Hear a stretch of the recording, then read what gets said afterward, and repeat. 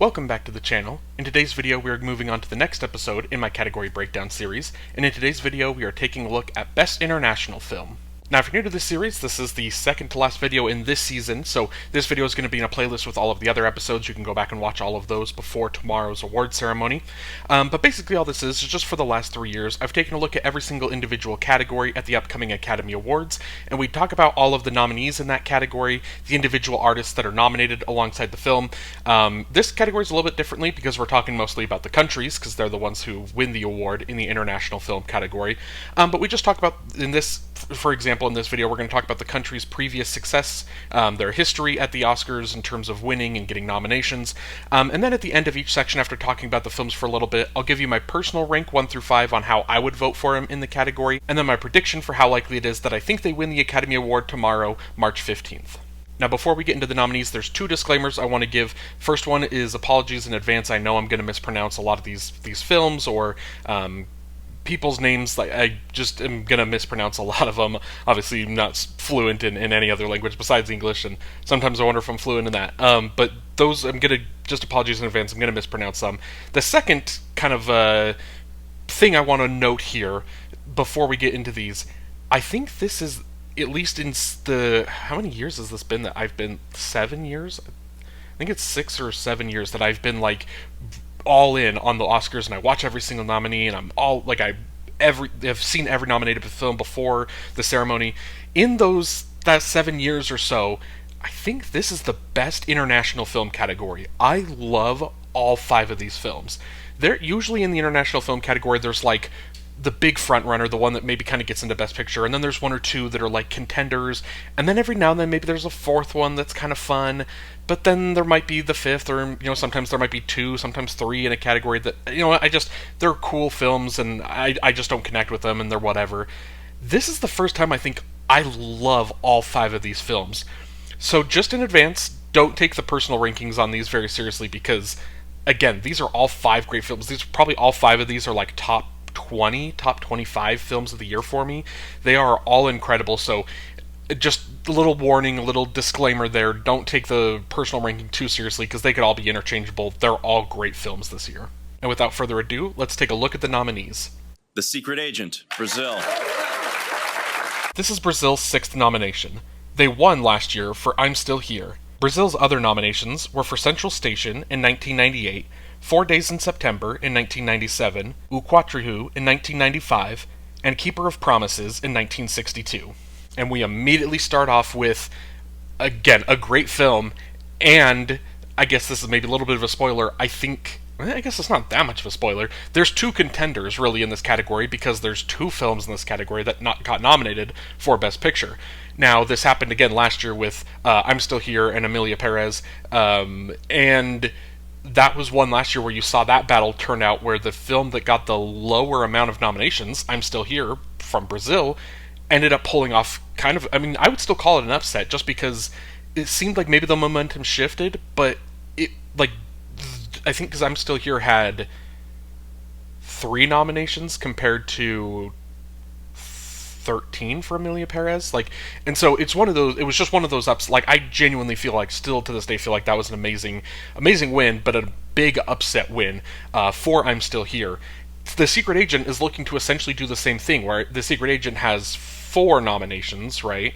Yeah, 4 nominations, and it's going up against another film that we'll talk about later in this category that has 9. So it still feels like it's kind of trying to do the same thing.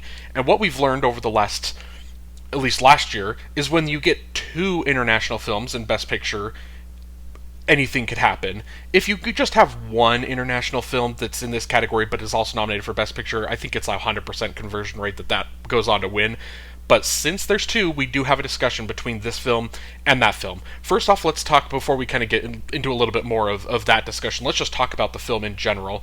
The Secret Agent is, for me, for everyone, I think, for the most part that have seen it, it's a very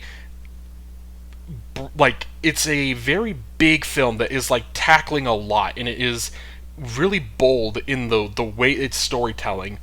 And it starts off with this, kind of an introduction scene that kind of gets you into the idea of this character, gets you into the psyche a little bit, and you understand, like I've said multiple times on the channel, watching that scene, you understand, okay, this is a guy that he's kind of being interrogated by that police officer, and you kind of immediately are getting the understanding that, okay, this is a guy that has a secret. This is a guy that is, not revealing everything, who's kind of playing dumb in this moment with the cop to, get away from any sort of suspicion about who he is or what he's doing, and so you understand, you're watching the scene, and immediately right off rip from the beginning, you're like, okay, this man has a secret.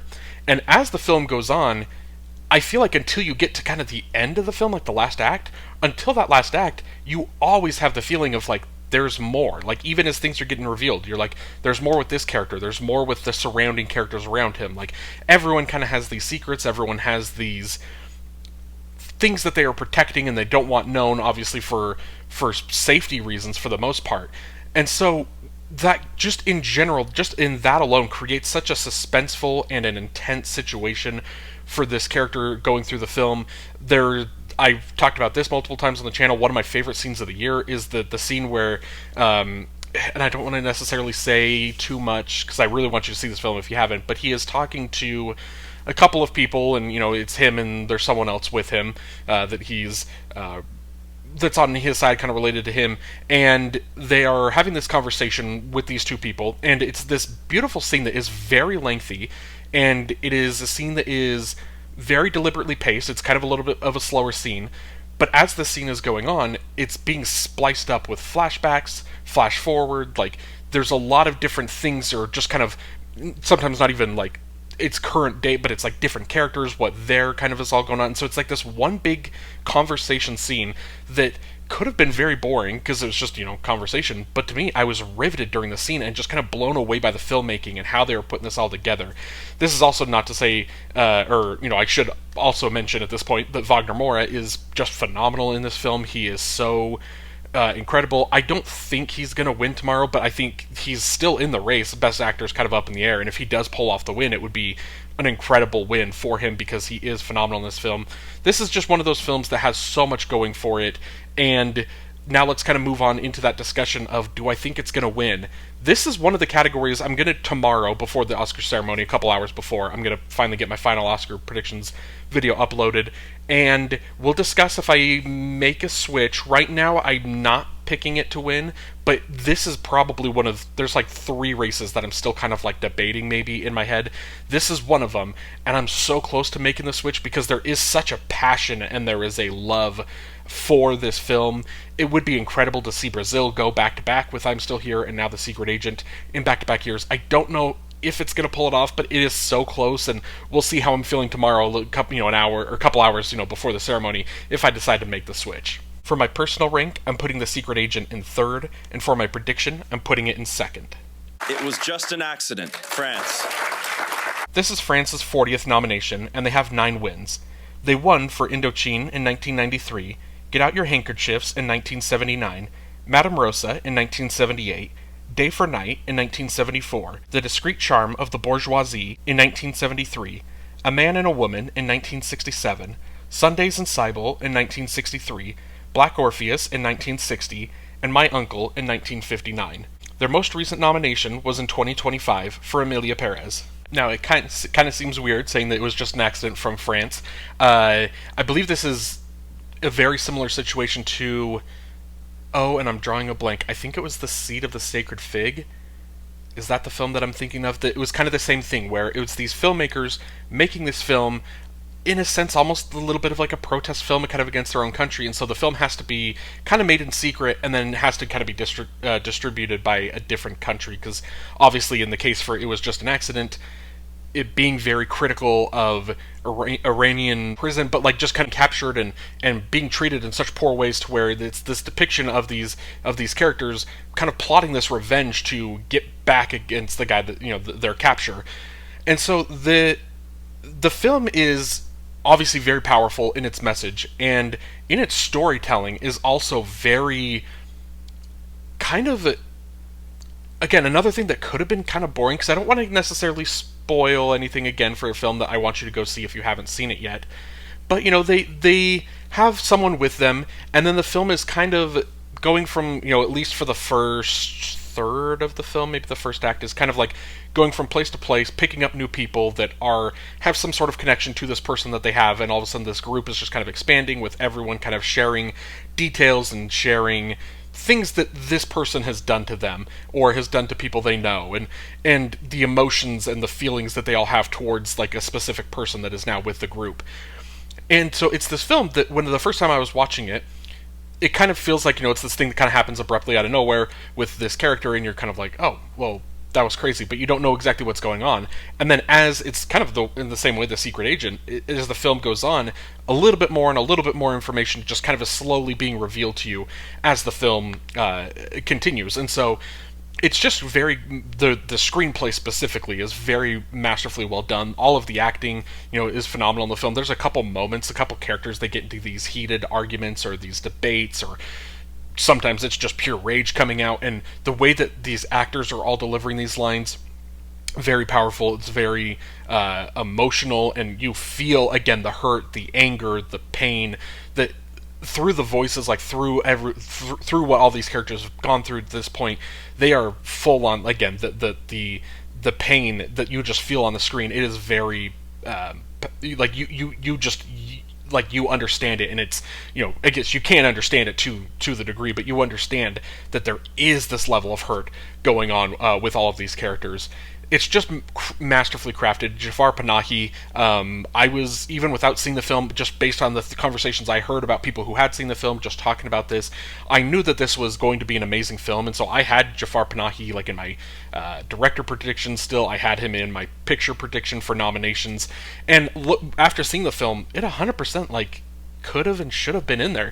Again, like I just said, this is an amazing category. I would not have been upset if 4 or 5 of these films were in the Best Picture race, because these were all incredible films in this category. It was just an accident. It was very powerful. It's a very kind of stressful at times kind of watch, but it's still it's stressful in the sense of you feel these characters, the situation that they're in, where one character has kind of made a decision and then maybe is now not necessarily trying to back out of it, but he just wants like validation to confirm that he's doing the right thing. And as this is kind of going on, it just feels like this is kind of snowballing, and all of a sudden each time they don't make a decision on this thing, now there's another decision they have to make on, and and they're kind of making all these decisions, kind of like in a way like Marty Supreme, whereas in Marty Supreme the characters make the wrong decision every single time.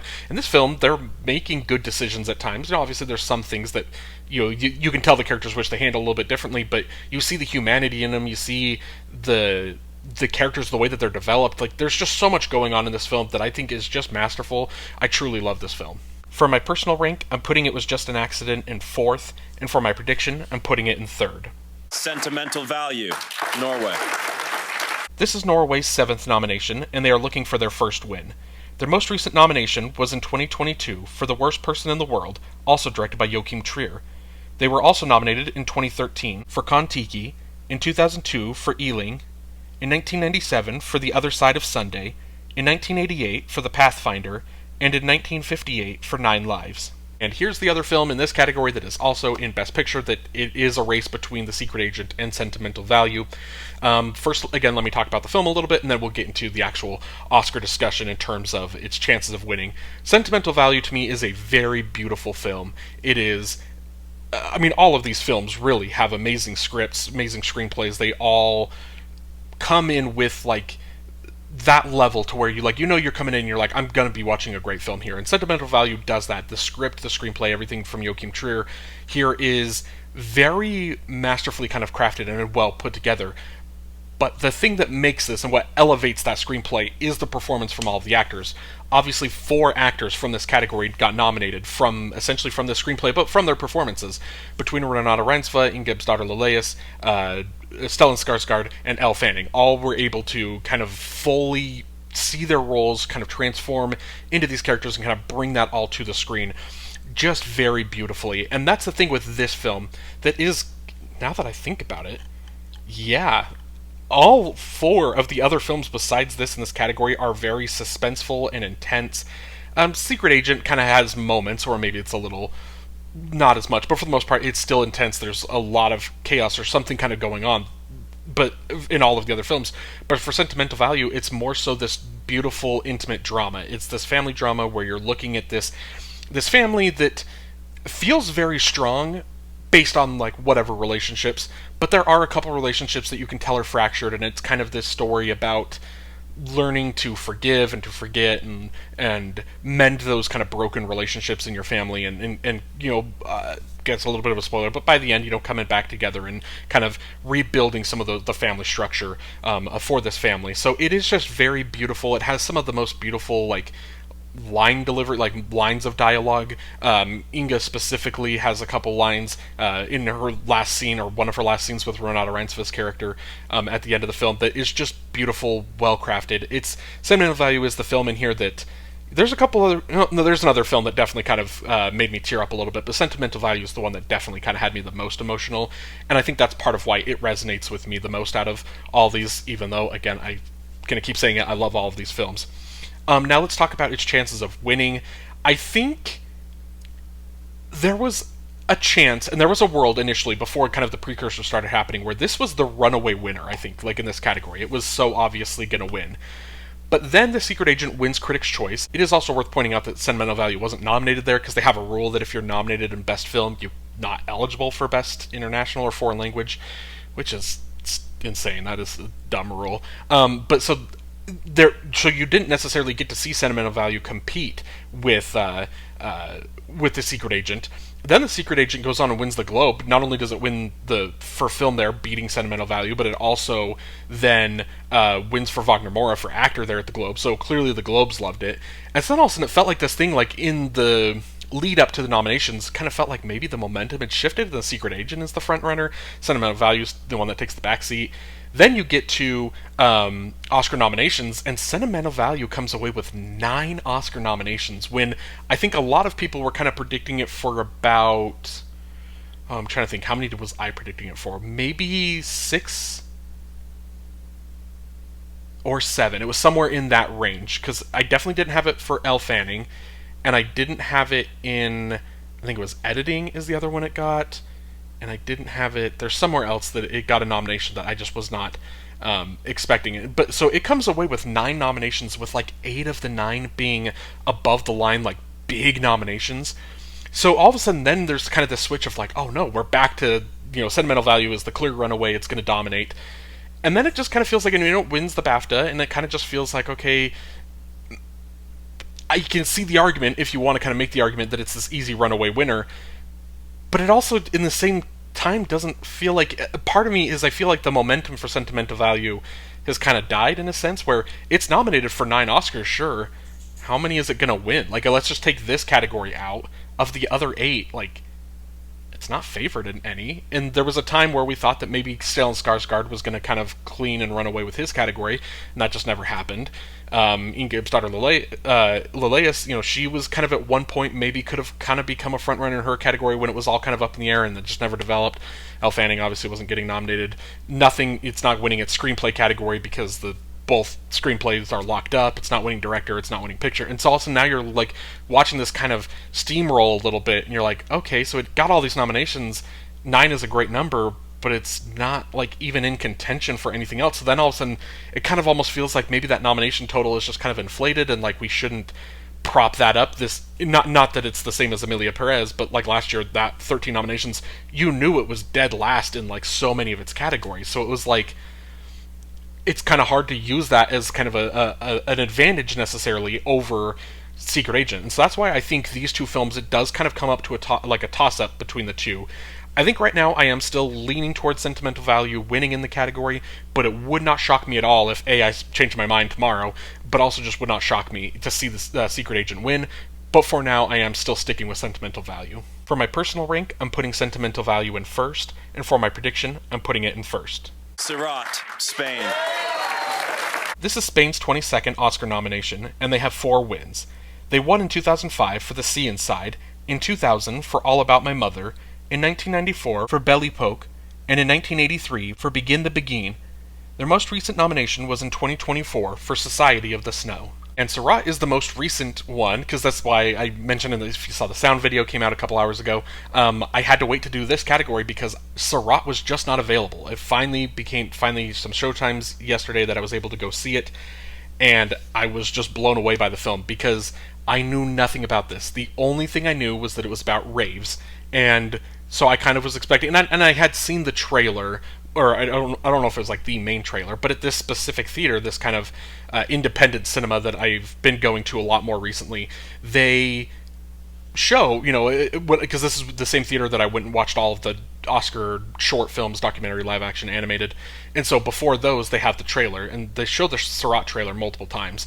And in that trailer, you see they show you that it's about this rave, but it's about this father and son that they're looking for his missing daughter.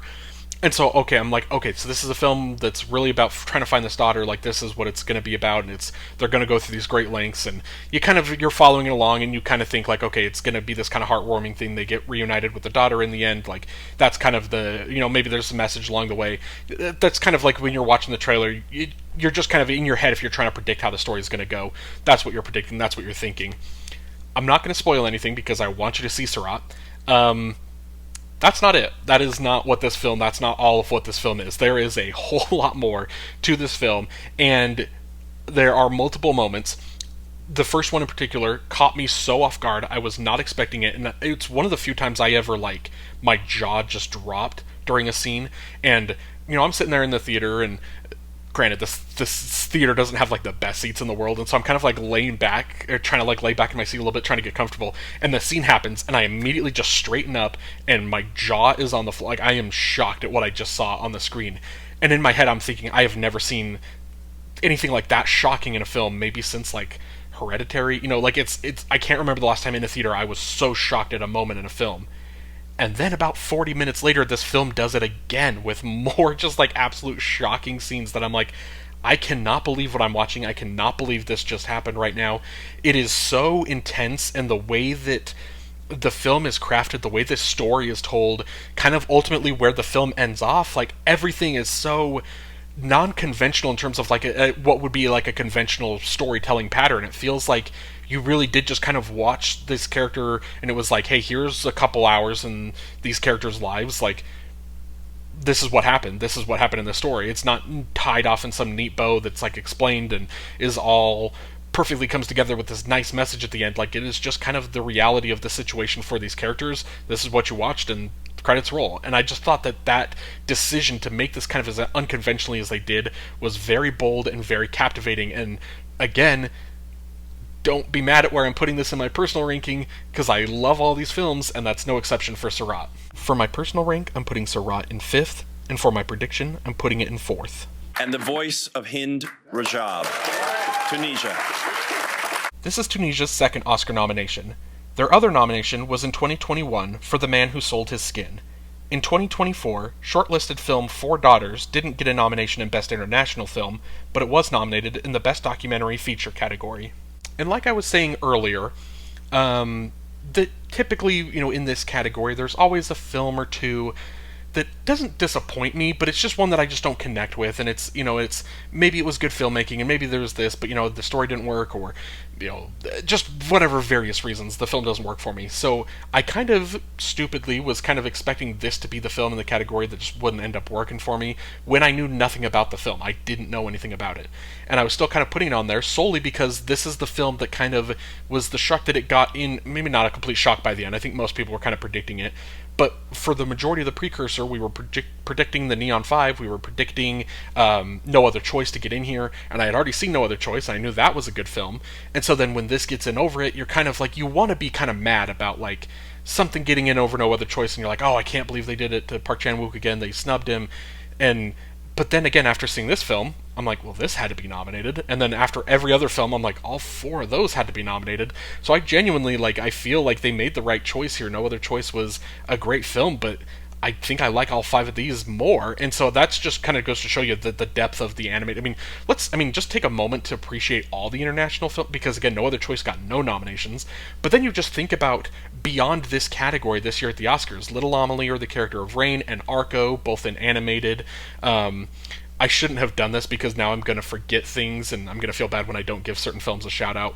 But Kwoku and The Ugly Stepsister in makeup. You've got all of the international films that are in the shorts categories. Then you take the 3 here for Seurat, the Secret Agent, Sentimental Value that are in multiple categories. Like this year, more so. And again, I feel like I really shouldn't have like put myself on the spot because now I'm trying to think because I feel like there's probably another big international film that I'm missing somewhere. But yeah, the international films like in the documentary categories and in like Mr. Nobody Against Putin. Again, it's just there are so many amazing international films this year, so I really kind of want to, in this video, I want to make sure I give a shout out to all of those. Because yeah, this was a tough category, but I think they got it right with these 5. All 5 of these are just phenomenal selections. Now let's talk about The Voice of Hind Rajab a little bit. It is one of those that the story is, I've seen this kind of work really well for some people, and I've seen some people that maybe don't like the structure of how the story is told in this, because I don't want to spoil anything, but the majority of this scene is it's based on real events, and it's about a phone call that a child is making, seeking help, and they desperately need help, and it's a film about Palestine and the Israel war, and the IDF soldiers have kind of captured or trapped this girl, and so she's calling and trying to get help. And so she's talking on the phone to these people that are trying to find the best way to get in there, send help. And again, it's not only is it just based on a true story or based on real events, they use the actual phone calls, like they use actual audio samples of the phone calls in the film, which I can't like imagine how hard that must have been, like acting and knowing that this is like real, what the phone call scenes that you're reacting to, like that these are real. So it's just this very powerful, very stressful story that, again, I think because of that specific structure, the way that they decided to do that, I've seen that has worked better for some people like me. I think that it was an emotional choice, but I think that it worked. And then for some people, I can see they've kind of said that it hasn't really worked for them. But so, all in all, at the end of the day, it all worked for me. For me personally, actually, one second. I wanted to make sure I got his name. I didn't get it beforehand. But Motas Malhiz, I believe is his name. If it were up to me, if I was, nominating, if I got to choose like who was nominated at the Oscars, he 100% would have been in my Best Actor lineup. He is phenomenal in this film. He is carrying so much of the emotional weight of this film that there are so many scenes where he breaks down crying, where, again, this is the film I talked about with Sentimental Value that made me emotional. This is the other film that made me emotional because of his performance. There are multiple scenes. Same with, same thing, I need it 1 second. Saja Kalani, I believe is her name. She's the other one that, these are the two that are mostly talking to Hind Rajab in the film, and so their kind of reaction, the way that they're trying to have these conversations with her, it's so emotional, it's so beautiful, and they both, I think, I would have nominated them both in the acting categories because they're so good in this film. This is one of those, again, I think this is probably the least seen out of all of the international films, so definitely if you haven't seen it yet, I recommend seeing it. It's a very powerful film with a powerful message, great acting, great direction, the way the story carries through, because a lot of this story is also, it's a lot of inner conflict and just debating how the best way to handle this situation is, and for the longest time they're kind of doing one thing, and then you get to the end of the film and this is kind of the way that the only way that they could really handle the situation. And so it's a lot of kind of that back and forth that I think just makes it riveting, makes it suspenseful, makes it scary, and it makes it all the more emotional knowing that it's based on a true story. So if you haven't seen this, I definitely recommend checking it out. For my personal rank, I'm putting The Voice of Hind Rajab in 2nd, and for my prediction, I'm putting it in 5th. And that's it. Thank you so much for watching this video. Let me know down below in the comments what you think of these films, what you're rooting for, and what you think is going to win. Specifically, who you think is going to win between Sentimental Value and The Secret Agent. I really might switch my prediction because, again, this is so kind of 50-50. So yeah, let me know your thoughts down below. And if you'd like to like this video and then subscribe to the channel so you don't miss any future episodes in this series or any of the other series that I have going on my channel, I would greatly appreciate it. Thank you so much for watching. Have a great day.